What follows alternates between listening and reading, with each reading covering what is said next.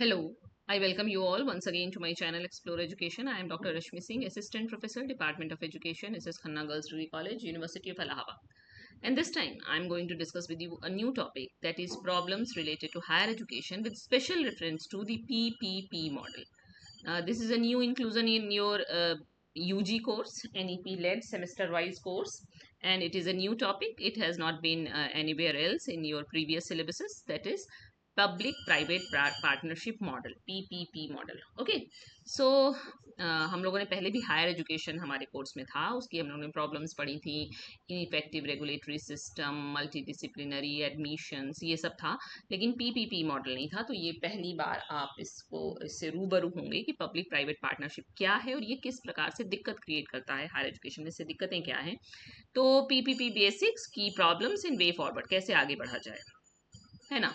So what is a public-private partnership? A PPP is a long-term collaboration between the government and a private entity, where both share the funding, risks, responsibilities, and rewards of building or running a public service such as a college, university or skill training institute.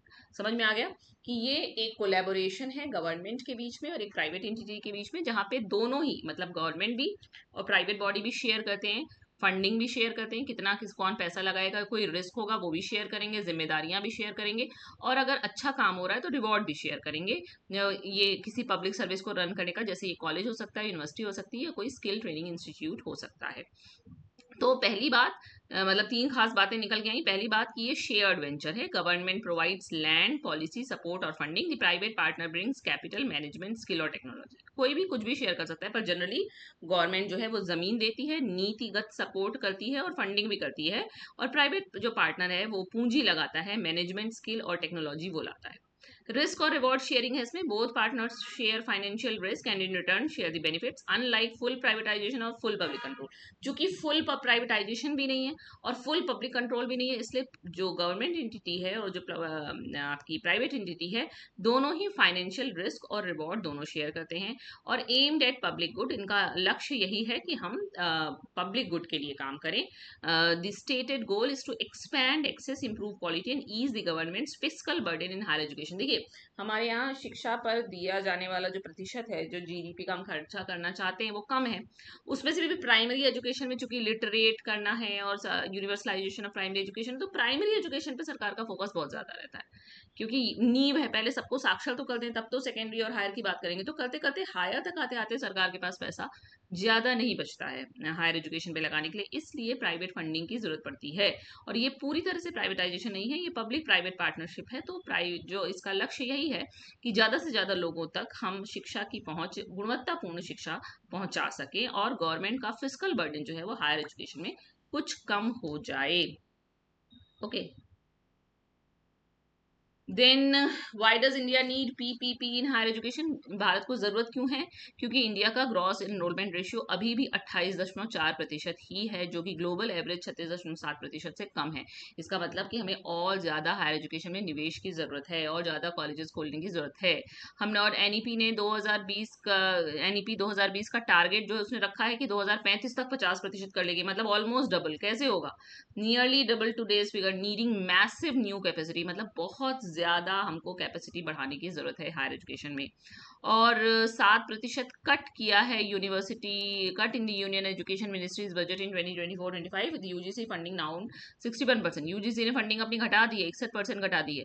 तो हमें और private inclusion की जरूरत पड़ेगी. और 73.7% of all higher education students still study in government institutions which are stretched thin.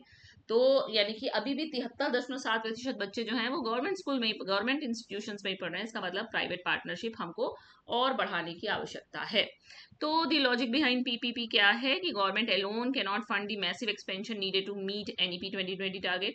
जो NEP 2020 का target है कि हमें 2035 तक 50% GER कर लेंगे, वो इतना मैसिव एक्सपेंशन गवर्नमेंट अकेले नहीं कर सकती. पहली बात, अकेले इतनी फंडिंग नहीं कर सकती. Private players can bring in capital, modern management, industry linked करिकुला faster. जो प्राइवेट प्लेयर हैं वो ज़्यादा तेजी से बेहतर तरीके से पूंजी, आधुनिक मैनेजमेंट और इंडस्ट्री से जुड़ा हुआ करिकुला ला सकते हैं.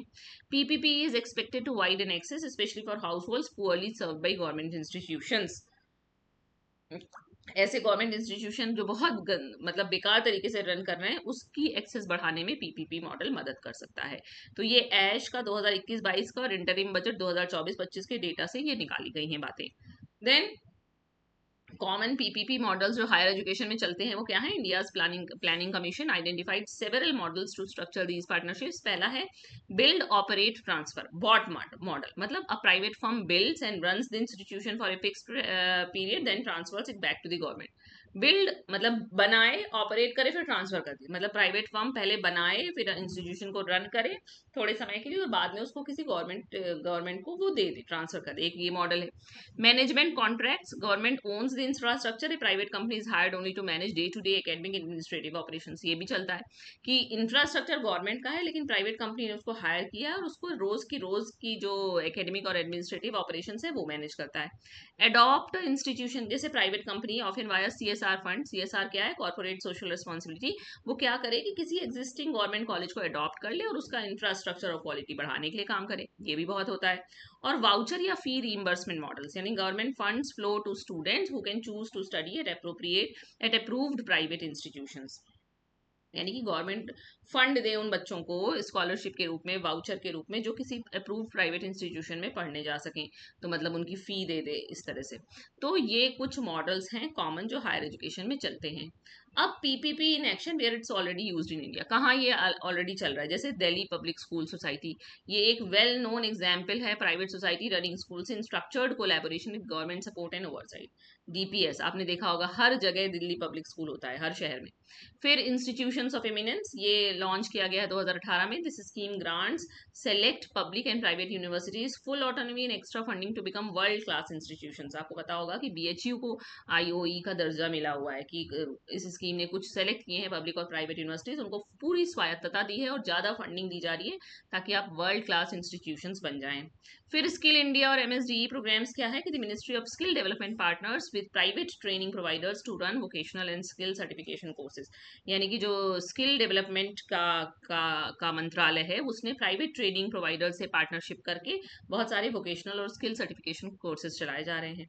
और RUSA and state university upgrades, अभी आपसे रूसा पे भी बात करनी है। राष्ट्रीय उच्चतर शिक्षा अभियान है ये, लिखे लिखा ही है। राष्ट्रीय उच्चतर शिक्षा अभियान channel central funds through state governments often involving private को इन्वेस्टमेंट इन इंफ्रास्ट्रक्चर। इसका मेन काम स्टेट गवर्नमेंट के कॉलेजेस को फंडिंग देना है। ये अक्सर प्राइवेट को मतलब पार्टनर्स के साथ इंफ्रास्ट्रक्चर में को इन्वेस्टमेंट करता है। तो ये कुछ मतलब एक्शन में जहां आ रहे हैं, जहां आपको अपने हाल फिलहाल दिख जाएगा कि कहाँ पीपीपी मॉडल चल रहा है। Then but the PPP model faces serious problems, लेकिन इसके संग बहुत सारी दिक्कतें हैं। क्या है? देखिए, 6 recurring problem areas drawn from research and real implementation experience. पहला तो फाइनेंशियल और फंडिंग का रिस्क, अभी एक एक को डिटेल में पढ़ लेंगे। दूसरा क्वालिटी और रेगुलेटरी गैप है। तीसरा इक्विटी एक्सेस का कंसर्न हमेशा रहेगा। चौथा फैकल्टी एंड वर्किंग कंडीशन से भी दिक्कत है। पांचवा लैंड लीगल और इम्प्लीमेंटेशन रिस्क है, और अकाउंटेबिलिटी और गवर्नेंस में भी दिक्कत है। अब एक एक करके चले। फाइनेंशियल एंड फंडिंग रिस्क क्या है? मान लीजिए मल्टीपल ओवरलैपिंग रिस्क, मान लीजिए कि every PPP project carries construction risk, financial risk, market risk and demand risk, any one of which can derail the project. बहुत सारे रिस्क है ना, कंस्ट्रक्शन का रिस्क है, फाइनेंशियल रिस्क है, मार्केट रिस्क है, डिमांड रिस्क है, तो इसमें से कोई भी है जो प्रोजेक्ट को धीरा कर सकता है। कॉस्ट एंड फी का प्रेशर है। Private partners needs return on investment which often pushes fee higher, potentially pricing out lower income students. जो प्राइवेट पार्टनर है वो चाहते हैं कि उनको उनके इन्वेस्टमेंट का रिटर्न मिले, मतलब उन्होंने इतना खर्चा किया, इतना इंफ्रास्ट्रक्चर लगाया, इतना उसमें पैसा लगाया, तो उनको पैसा वापस भी चाहिए। तो इसलिए अक्सर वो फीस हायर कर देते हैं, इसलिए जो लो इनकम स्टूडेंट्स होते हैं वो अपने आप वहां से हट जाते हैं, मतलब उनकी पहुंच वहां तक नहीं रहती। Cost estimate mismatches, many projects fail और stall because the actual cost of construction is far higher than that was originally budgeted. कई बार जो बजट में दिखा जाता है कि इतने लाख में बन जाएगा या इतने करोड़ में बन जाएगा, उससे पता चला कई गुना ज्यादा पैसा लग गया, तो प्रोजेक्ट रुक जाता है। या dependence on uncertain government support, delays in government fund releases और policy changes can leave private partners exposed mid project. कई बार ऐसा होता है कि गवर्नमेंट फंडिंग में टाइम लगता है, या सरकार बदल गई, पॉलिसी में चेंज आ गया, तो अपने आप ये चीजें मझधार में रह जाती हैं।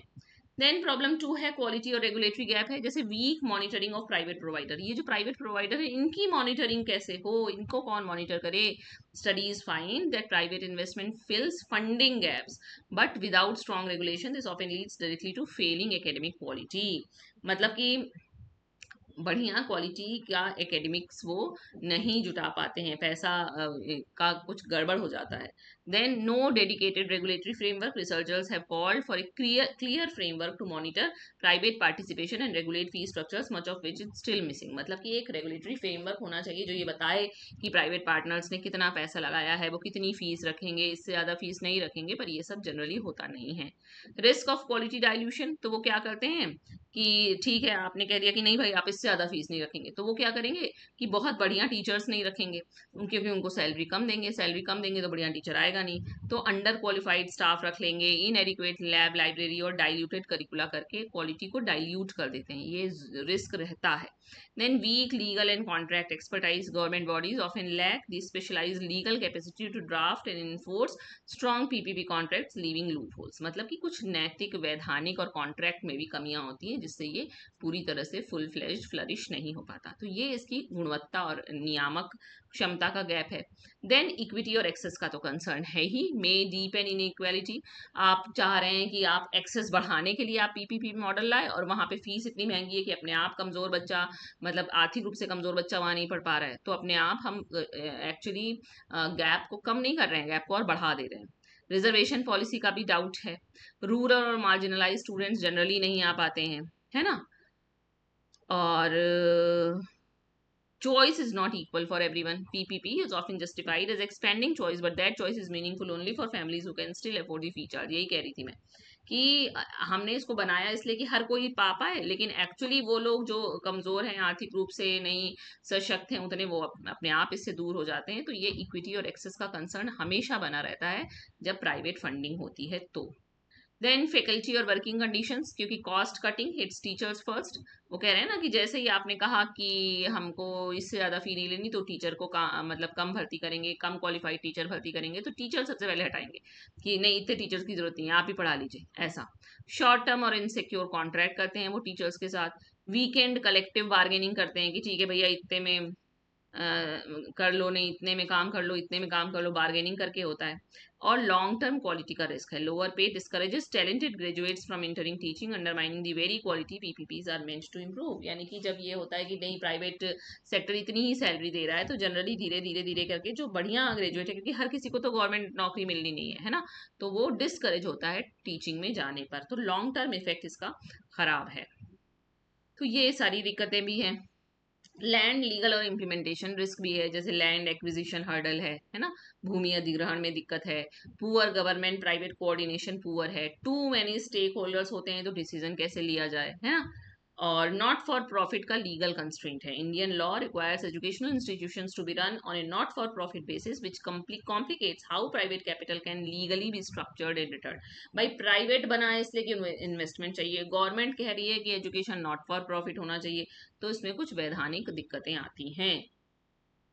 अकाउंटेबिलिटी और गवर्नेंस का दिक्कत है, पॉलिटिसाइजेशन हो जाते हैं इंस्टीट्यूशन के, है ना, पॉलिटिकल इंटरफेरेंस हो जाता है अपॉइंटमेंट में, करिकुलम में, तो इंस्टीट्यूशनल इंडिपेंडेंस घट जाती है, उस इंस्टीट्यूशन की ऑटोनॉमी कम हो जाती है, क्योंकि उसमें बहुत सारा पब्लिक भी मतलब गवर्नमेंट का भी पॉलिसी लगी है, प्राइवेट पार्टनर्स भी बता रहे हैं, तो इसलिए ऑटोनॉमी कम हो जाती है। अनक्लियर लाइंस ऑफ रिस्पॉन्सिबिलिटी है, समझ में नहीं आ रहा है कि किस चीज़ के लिए कौन जिम्मेदार है, ये भी कहीं क्लियर नहीं है कि गवर्नमेंट है कि प्राइवेट पार्टनर है, कौन अकाउंटेबल है, तो पब्लिक ट्रस्ट कम होता है। और data and outcome reporting gaps भी होता है, कभी कभी ये projects publish transparent independent data on learning outcomes, making hard to जज if they are truly working. तो ये सारी दिक्कतें, बहुत तरीके की दिक्कतें हैं पीपीपी मॉडल में, हालांकि बना अच्छे काम के लिए था, लेकिन वो काम अच्छा नहीं कर रहा है। तो what does the research actually show? A landmark mix method study of Indian higher education ये कहता है कि 60 सीनियर एडमिनिस्ट्रेटर का सर्वे किया गया और फैकल्टी मेंबर का, तो पाया गया कि private investment had genuinely filled funding gaps. पहली बात तो फंडिंग का गैप है। Absence of strong regulation led directly to quality and equity concerns, क्योंकि कोई स्ट्रॉन्ग रेगुलेशन नहीं है इनका, इसलिए गुणवत्ता और समता की भी कंसर्न है। Recommended a clear framework to monitor private participation, regulate fee and ensures public accountability. वो कह रहा है कि आप एक कोई एक क्लियर फ्रेमवर्क बनाना होगा जो मॉनिटर करे कि प्राइवेट पार्टिसिपेशन को, फी को रेगुलेट करे और पब्लिक अकाउंटेबिलिटी को सुनिश्चित करे। तो the recurring pattern across studies कह रहा है कि PPPs do bring real benefits, extra funding, efficiency, faster project completion, wider choice. But nearly every study flags the same missing ingredient: strong independent regulation. Without it, funding gains tend to come with quality, equity और accountability trade-offs. समझ में आया? वो कह रहा है कि लाना तो इसको चाहिए था रियल बेनिफिट, लेकिन हर स्टडी बता रही है कि स्ट्रांग और इंडिपेंडेंट रेगुलेशन की कमी है। इससे क्या हो रहा है कि फंडिंग का गेन तो हमें मिल रहा है कि ठीक है हमको प्राइवेट ने फंड करके दे दिया, लेकिन हम किस कॉस्ट पे आ रहा है? वो क्वालिटी की कॉस्ट पे, इक्विटी की कॉस्ट पे और अकाउंटेबिलिटी की कॉस्ट पे। ओके, तो क्या करें? पहले तो हम एक डेडिकेटेड रेगुलेटरी बॉडी बनाएं, इक्विटी सेफगार्ड्स को गारंटी दें कि हम रिजर्वेशन, स्कॉलरशिप कोटा ये सब चलाएंगे ताकि डिसएडवांटेज स्टूडेंट के संग दिक्कत ना आए। प्रोटेक्ट फैकल्टी स्टैंडर्ड्स, फैकल्टी का स्टैंडर्ड प्रोटेक्ट किया जाएगा कि सब स्टैंडर्ड टीचिंग फैकल्टी को रिक्रूट नहीं किया जाएगा। दूसरी बात, उनकी salary, minimum pay, working condition ये सब सिक्योर करना होगा। और ट्रांसपेरेंट रिपोर्टिंग मैंडेट हो, public independently verified data on learning outcomes, finances and grievances, redress for every PPP project, तब जाके कुछ हिसाब किताब सुधरेगा। तो PPP in higher education is a genuine response to India's funding gap and low gross enrollment ratio। भाई लोग जीया था इसीलिए हम पीपीपी लाए, तो रिस्पॉन्स तो ठीक है, लेकिन 6 रिकरिंग प्रॉब्लम है: financial risk, weak regulation, equity gaps, faculty exploitation, land और लीगल हर्डल और अकाउंटेबिलिटी गैप्स से इसकी जो सफलता है वो कम होती है। Research consistently shows the same fix कि पीपीपी वर्क तभी करेगी जब आप इसको स्ट्रॉन्ग इंडिपेंडेंट रेगुलेशन और ट्रांसपेरेंसी के साथ चलाइए। और for UG students, PPP is neither a magic solution nor a failure, it's a tool whose outcome depends entirely on how carefully it is designed and monitored। ये तभी अच्छे से काम कर सकता है जब ये अच्छे से बनाया जाए और अच्छे से मॉनिटर किया जाए। तो रेफरेंस यूज किया गया है Agarwal P, Indian higher education envisioning the future, NEP 2020, ministry of education, PRS legislative research, this और ऐश की 2021-22 की रिपोर्ट अब खत्म है ना? तो ये है आपका हायर एजुकेशन की प्रॉब्लम में पीपीपी मॉडल। ये नया था, नई चीज थी, नई बात थी, पता होना चाहिए हम लोग हायर एजुकेशन से कंसर्न है। Okay, so I have covered one more topic for your UG syllabus this time. So thank you for watching.